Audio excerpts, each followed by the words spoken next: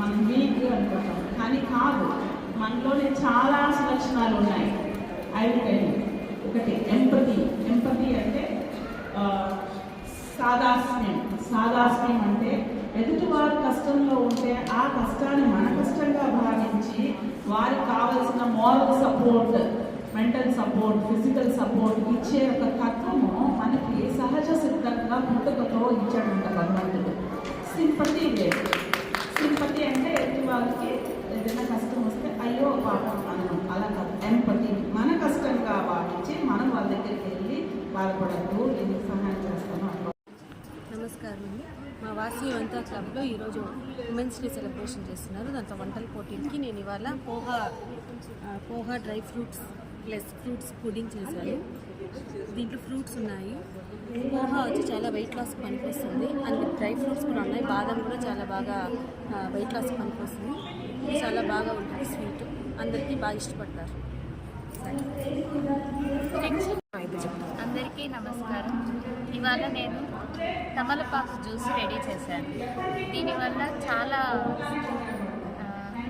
లాభాలు ఉన్నాయి.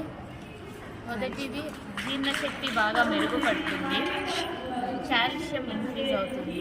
ఇందులో లెమన్ కూడా యూజ్ చేశాము, అందుకు విటమిన్ సి కూడా అందరికీ లభిస్తుంది. Happy women's day.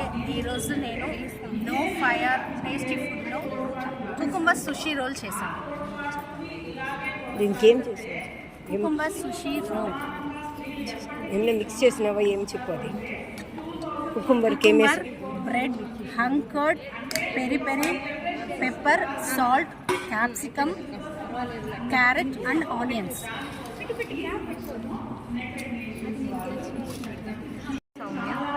నేను ఈరోజు కుకుంబర్ ఓట్స్ చేశాను. నేను యూస్ చేసింది దీంట్లో cucumber, vegetable salad and carrot అంతే.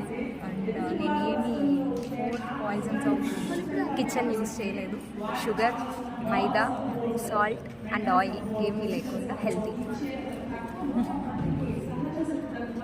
Only healthy snack.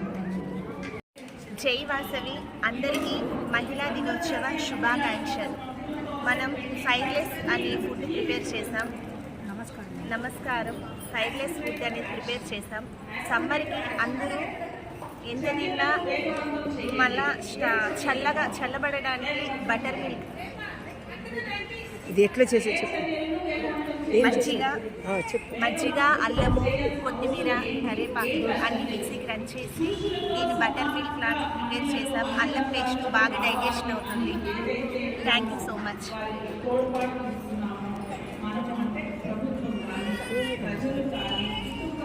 Women's day celebration కాను పెట్టిన పోటీలో నేను భాగవహిస్తూ ఉంటా. కుకుంబర్ పోహో అనేసి దీని పేరు.